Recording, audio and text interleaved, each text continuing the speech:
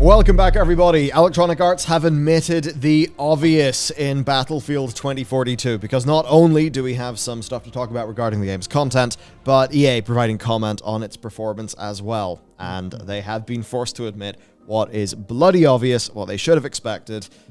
What level of utter incompetence leads to managers making decisions that lead to outcomes like this? Holy shit, these AAA companies are insane sometimes.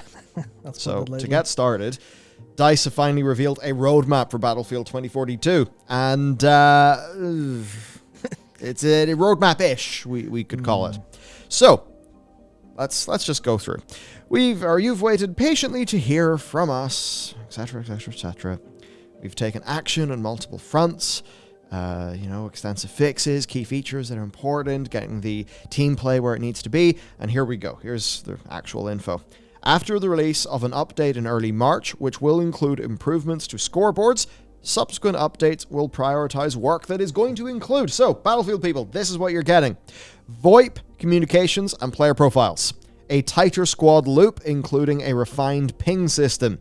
Feedback-based improvements to gunplay, improved reward loop, expanded tools, modes, and tweaks to the player experience gains in Battlefield Portal.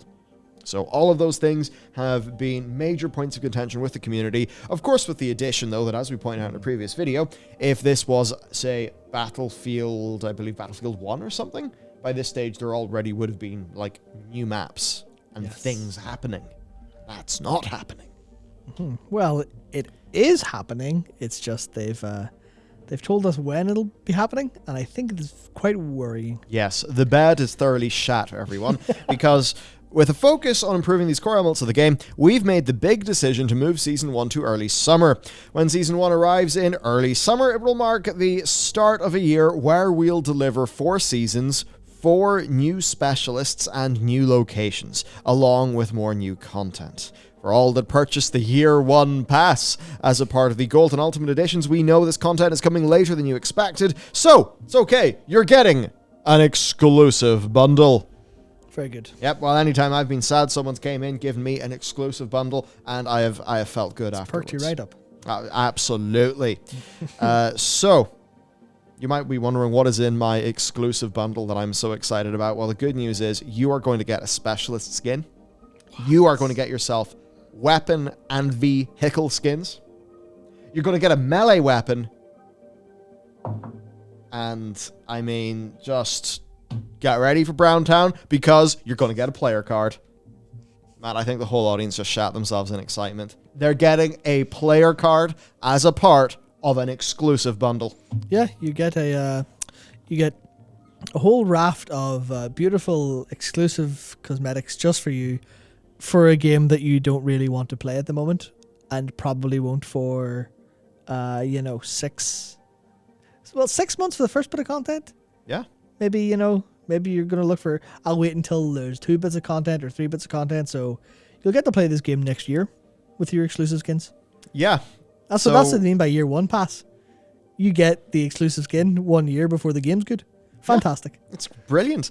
Now, they're also planning an improved player feedback process, and as they begin to work in these changes, including map design, which there have been points of contention with this game, they're going to be sharing more of those efforts. And in fairness, their communication had got better with the Battlefield Direct Communication Twitter account that they made, things like that. Additionally, I have heard tale of Battlefield influencers. Yes. And sort of community people who have basically said, they are asking for our opinion.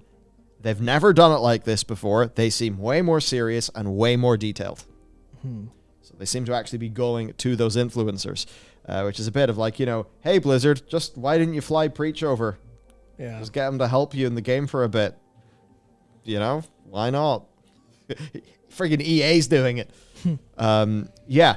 So this is all fairly major for the game. Now, I would commend them, obviously, on prioritizing the long term. The thing for me, though, is, are they going to do that? And because they'll be improving the game from a reduced baseline, they probably won't get the long-term results that they want. Therefore, will EA chicken out before the job is done? And instead of a situation like with, say, Battlefield 4, where it launched with a bunch of problems but was just pumping content, and eventually the game was able to right itself and gain respect within the community? Will this end up just being, too late? Too late, screwed, you put in a good effort, but people moved on. Is it going to be like that? Because if it is like that, and then EA cuts funding and says, okay, we need to move on to the next Battlefield game, which we're going to call Battlefield 0, then this is bad. And overall, the lesson here is, EA, get your fucking act together, you absolute idiots. You're stupid. You're stupid. Everyone knew. Come on. Yeah. Why'd you release this game at this time, you fucking moron?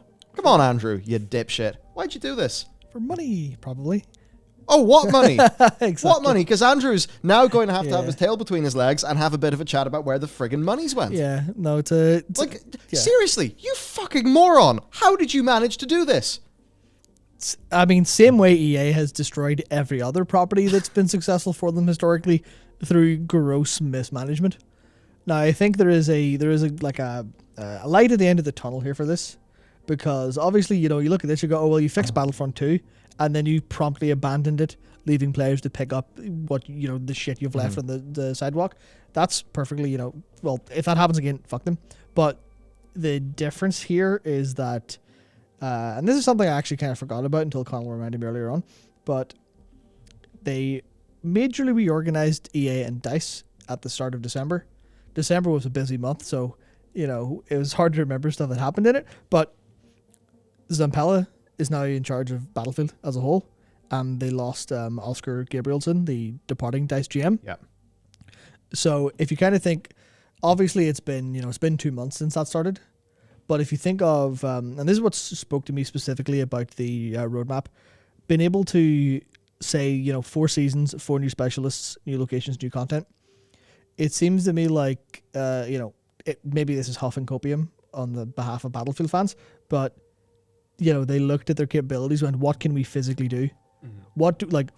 Taking 2 months out to go, what do we get? What do we want to get? What are we getting from you? What are we getting from you? How much can you do? How much can you make?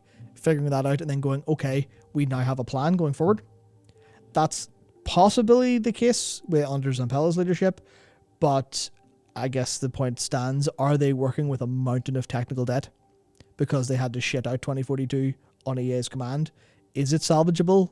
Is it salvageable quick enough? And will EA let it be salvaged? Yeah. Obviously, with Zampella, you would imagine he's got sway. But at the same time, you would hope that people at DICE had sway enough to do that before. Yeah. There's interesting things. I mean, even Wilson, he doesn't say it by name, I believe, but he may as well have said, yeah, specializations didn't work. He may as well have said that in the earnings call. It just makes you think, though, what if this had a Halo-sized delay? This could have came out. Because obviously if there is a large delay like that, not all of the team will have to work on the things that the game has been delayed because of. There'd be people able to work on maps. Maybe that could have meant that this game could have came out a year later. EA could have said, hey, we're kicking this back. We know this sucks, but we know Battlefield needs to be good, and you know that too, and we've heard you. Microsoft did that with Halo, and it worked out so well. Yeah. And it's not like EA can't afford it. They can, absolutely. As Wilson is very happy to point out how unimportant Battlefield is overall. Yeah, which is, after, I think it was the middle of last year, maybe, it was either 2 or 3 quarters before it released. He went and said, this is going to be the biggest, best Battlefield experience we've ever released. I was hyping it up really hard because of the extra year they gave it, and they still managed to not do it. Yeah. So they didn't give it an extra year. No, That's the thing. I guess they didn't, yeah. That's a lie. Yeah. Because I think we know that there is no way this could have been a .exe that could be ran in your computer that would lead to a gaming experience if it was released a year before when it was. Yeah. Now then, there is a new blog post from the senior producer Ryan MacArthur detailing some of their plans going forward. So, our team has identified several areas we're targeting for improvements. This is how we're incorporating your feedback going forward. We will present specific major focus areas to you. Point 2, then, as I say, they will take time to observe and listen to the conversations that go on. A shocking development, to say the least. And 3, you'll hear from us again on the topic, but this time your feedback will have been factored into our consideration and guided the decisions we made for improvements. Now, I will admit I'm a little bit shocked that this is a change. or an area for improvement. I would have thought that this is what we call the default way we do things, but I would say, as we have learned from a certain other company, Mr. Blizzardo Entertainment, and the dev process with World of Warcraft, very much they've had to do the same. And funny enough, as soon as they seemingly started doing this, good things started happening that the community praised them for. Yeah, they started making literal headline-grabbing good decisions. Yes. And restored basically hope to the player base that maybe someone in the company has a working brain. Wild. It's almost as if we make games for people to play, and therefore the most important people to listen to are the people who play the games. Yeah. Almost as if. Yeah, I think, I just have this feeling, and sometimes it's like a vibe that I've got. You'll have seen some of it too, but some of what I would have got going to trade events and stuff like that. Some that I hear from people who talk about the other people in the studios they're in. And there is that. There's the looking down on, the capital G gamers. There's like that. But then there's another side of like, well, hey, we're designers. This is our job. This is our training. We know best. As you will completely fucking dismantle in the video that you've been working on. Yeah. Well, sure thing, but hello, here's psychology, you failed. Yeah. There's that, and also I think it's just that thing of, if you are designing what's going to happen to the lemmings, and you're viewing the loops and the behavior patterns, at what point do you dehumanize the person playing the game into the point where they're a lemming? Then maybe you associate them with an annoying forum poster, and then suddenly you have a very toxic view of your players. Yeah, people have certainly leaked to me that is the opinion in some parts of some studios. Yeah, that's kind of this is definitely a topic for another day because we could talk about it for forever. But there's a whole thing of how game design formed as a actual field, and how some of it's from scientific stuff that they've just lifted out of how are we going to design games? Oh, I found out what a Skinner box is. Try that. So a lot of it is like basic reward loops that are kind of the same angle as how mobile game design and like mobile app design are very similar, and they all use similar especially the casino stuff as well, where it's all just this is how you would train a rat to do stuff, so humans must do the same. And you're like, that's kind of true, but completely missing out the complexities of humans. And that's all happening, and then at the same time game design came up, but not it's so young. Everyone who's teaching it doesn't really know what they're talking about. They only have some sort of experience, and they're all kind of trying to fight this together, but the only angles that they have science on are the ones that are the ones that are hyper negative without considering long-term stuff, because the whole field is just not there yet. I'll be very clear about what I think about this in the same way that look, if you work in big tech and your job is to juice engagement algorithms, you could be a great person, but your work is evil. Your output into the world is evil. You are creating a net negative. Please consider doing anything else. Yep. Maybe consider becoming one of the, the tech ethics people, say Tristan Harris.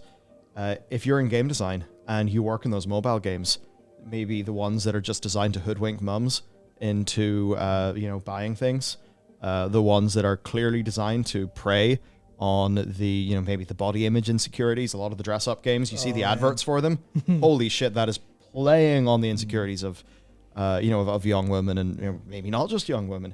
If you work in games like Archero or Punball, which are my favorite go-tos for evil Skinner box design, I'm sorry, but the work that you are doing is fucking evil.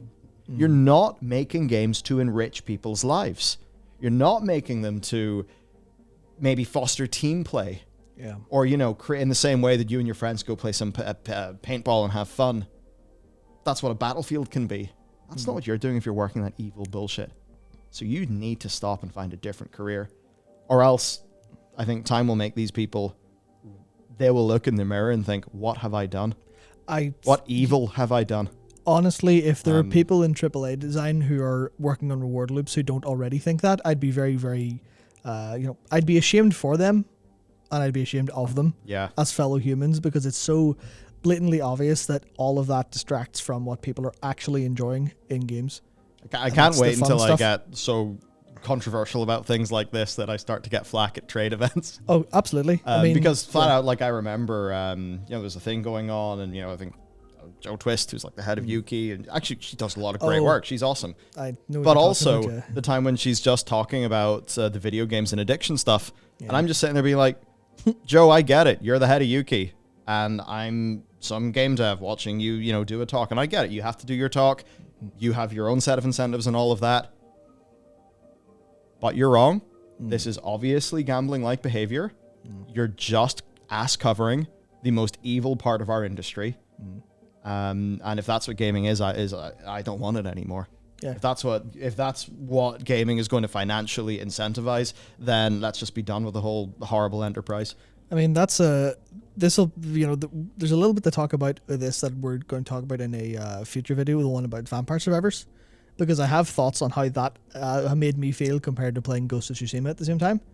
But fundamentally, a lot of AAA games just don't understand what a lot of people initially liked about games. Yes. And loved about games, and the experience that, because obviously so much is focused on, the motif and stuff, the art behind games, like the overall experience. The experience of literally playing a fun game has gone to the dogs by comparison, and I think you can see it massively in, Battlefield's probably one of the best examples of it going brutally, brutally wrong, where they keep trying to get around like different fantasies and different feelings and stuff, but it seems like the last thing on anyone important's mind, or anyone, and not important, anyone high up, important to the company, is going, does this shit own to play?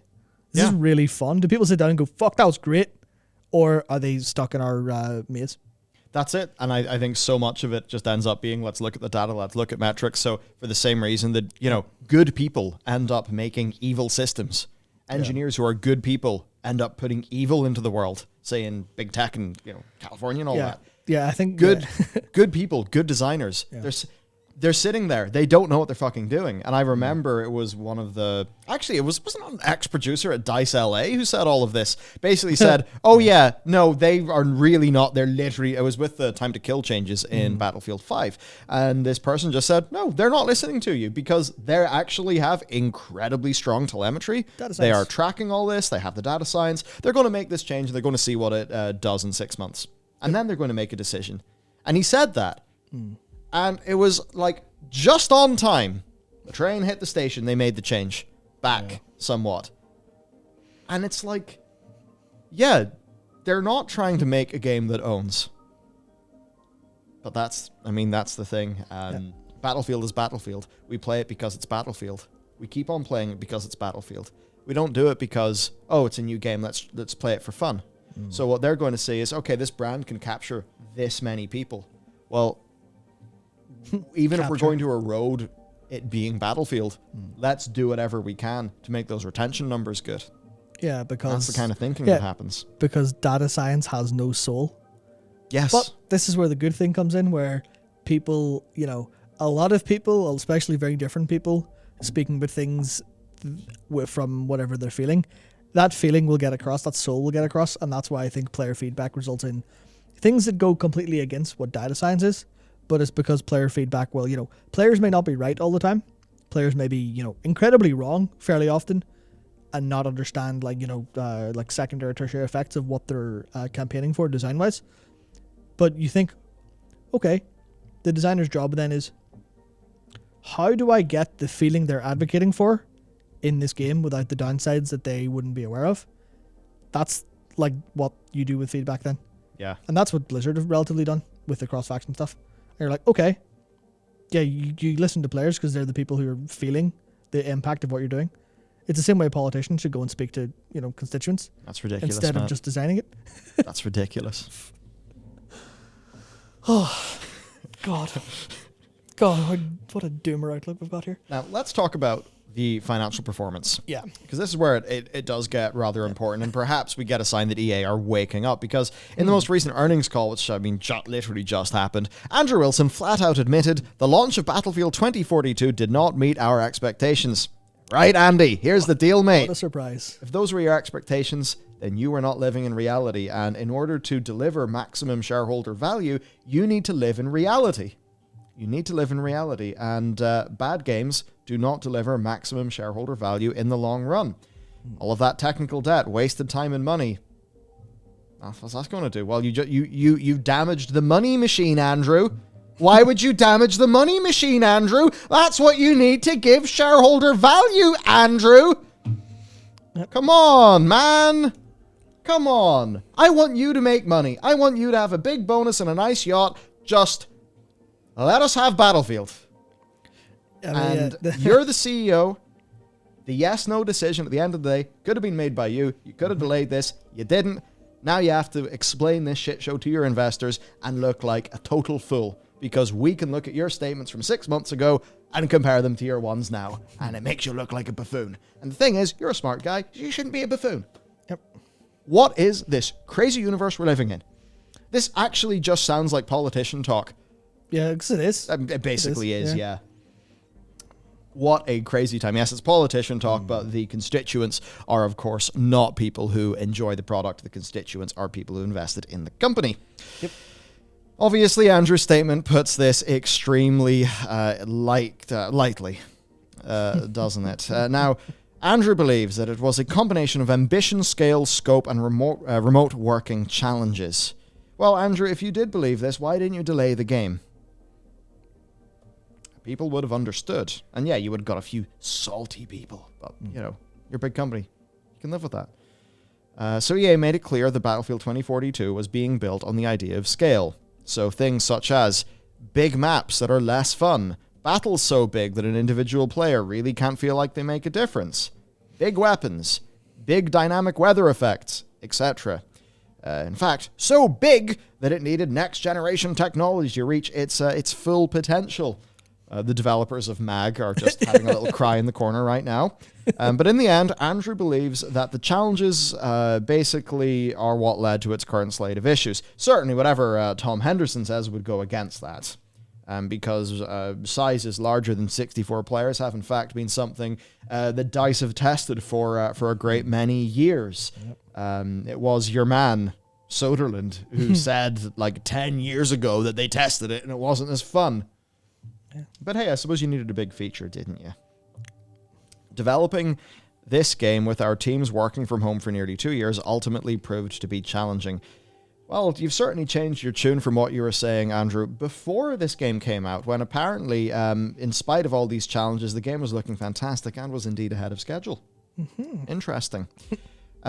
We launched with strong stability. However, as more players experienced the full game, it became clear there were unanticipated performance issues that we would need to address. It's your job to anticipate them. Yeah. Take responsibility, it's like, oh, sir. It's like, oh no, the food I served you tastes bad. How could I ever have seen this coming? You're like, did you try tasting it? Like, you could have delayed this after the beta. Yeah. Some of the design choices we made with the game also did not resonate with everyone in the community. Yeah, that's because you invented specializations not to deliver an excellent gaming experience that is completely evocative of the core of the Battlefield experience that we players of Battlefield have been accustomed to over a great many years of being loyal to this franchise, purchasing, and for many of us, every single game and every single DLC. Hundreds of dollars. Yeah, it's a lot of money. Could you imagine doing a modern military shooter and, our characters are called, I don't know, friggin' Buster and Jocko, and they have different abilities? No, that is just not the fucking theme, my dude. Yeah. Now we're talking about expats, non-pats. What? What have you done with this bizarre lore that seemingly exists so that you can have a specializations thing, so that you can monetize that, so that you can then give us one specialist skin as a part of your, oh, I'm sorry, here's an exclusive bundle, including a player card. I hope you haven't forgot about the player card, everyone. I'm very excited. Now, Wilson says that they nonetheless are fully committed to realizing the full potential of this game. You know what, Andrew? Shut the fuck up. Bullshit. You're not fully committed to that, because if you were, it wouldn't have launched like this. You would have been a big boy and you would have made a big boy decision, but you didn't. You have to live with that. You did not fully commit to realizing the full potential of this game. In the process, you took the hard work of dozens, hundreds, whatever, of your own developers. You burnt them out. You sent them through some sort of development hellscape, only for the light at the end of the tunnel to be an oncoming train. And that is the fault of you and your management team. Yeah, Anyone could have seen this coming, especially with the access to the project that they would have had. Yeah, I mean, this honestly reads, instead of fully committed to realizing the full potential of the game, he might as well have said fully committed to burying this corpse. because that's what they did. They just accidentally killed someone. Went, oh shit! I guess we'll have to bury this now so people don't know we've done it. Yeah. With the mood that I'm in, it's just, why are we taking bullshit? That's like, you could read all of this and be like, oh, isn't this great? Look at that. But in the context of his previous earnings calls, sorry, you need to be cross-examined, sir. So, right, though he did mention the recent delay in the first season, that has caused EA to downgrade their net booking expectations for the full fiscal year by $100 million. I'm sure that felt great as CEO, man who is ultimately responsible for all of this. I very much hope that the board reflect this in his compensation, because whenever normal people do a bad job, usually there's some sort of comeuppance, and there should be here. So it's pretty clear from this that 2042 is the black sheep of their current software lineup, because Blake Jorgensen announced that it was in fact their largest quarter in company history for net bookings, underlying profitability, and cash generation. Our portfolio approach will enable us to deliver organic growth in the double digits this year, continue to deliver strong cash flow, and provides a strong foundation for the growth we're looking to in the future. But he was also blunt about 2042, calling it disappointing. They did not give concrete sales figures for the game or say how it performed versus their 12 million sales target. Elsewhere, though, Apex Legends got a call out for 30% year-over-year growth in MAUs. Battlefield, of course, isn't really mentioned there. And do you know what's really funny, Matt? I mean, number one, Apex Legends has a great ping system. Yeah, no, it does. But Apex Legends launched really polished and really good. Yeah. You can't have an Apex Legends with a bad launch. They had a great launch. And sure, they had some drama. Fortnite, you know, Tim Sweeney was able to crack that whip and be like, make skins faster.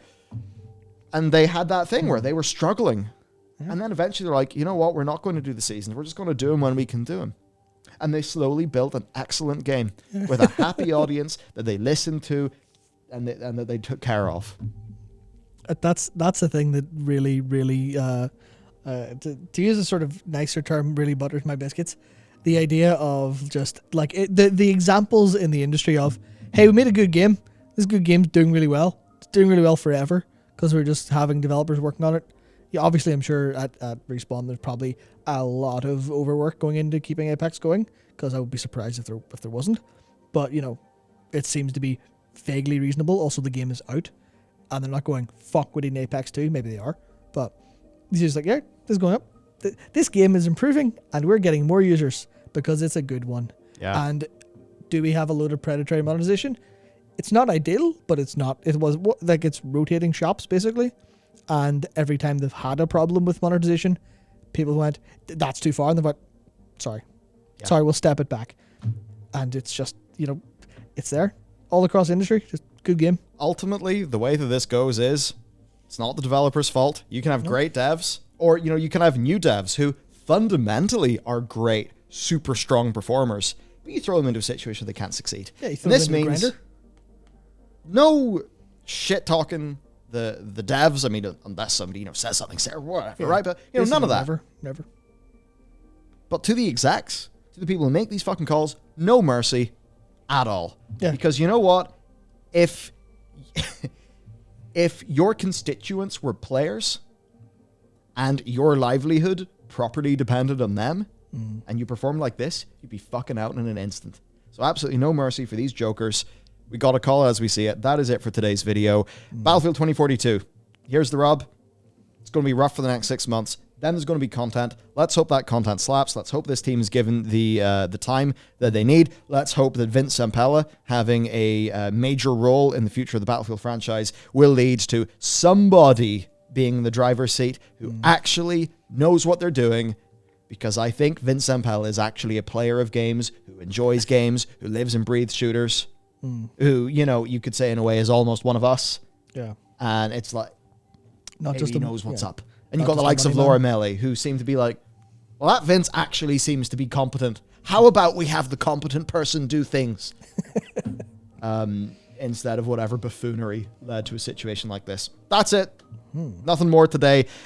You can check out videos. There'll be more tomorrow, obviously. Previous ones on the channel. That's it for us. Let me know what you think. Are you playing 2042? Or are you playing one of the other Battlefield games? Because many people are just saying, hey, well, I want to play Battlefield. The new one's not great. But these old ones, well, they've had a bunch of content. I haven't checked them out. Yeah. I mean, hey, you want to hop into Battlefield 1 with that complete edition? Here you go, Andrew. I'll throw you a bone. If you were to buy the Battlefield 1 complete edition, you'll have a great time. Yeah. Same for Battlefield 4. Yeah, well, I have to say, statistically speaking, it's unlikely that one of the 4,256 people currently playing Battlefield on Steam is watching this video. That's great. Such as the stats, and that is sad. Yep. But soon we'll be talking about that vampire game that way more people are playing. So Absolutely. let's do that, and we will see you next time.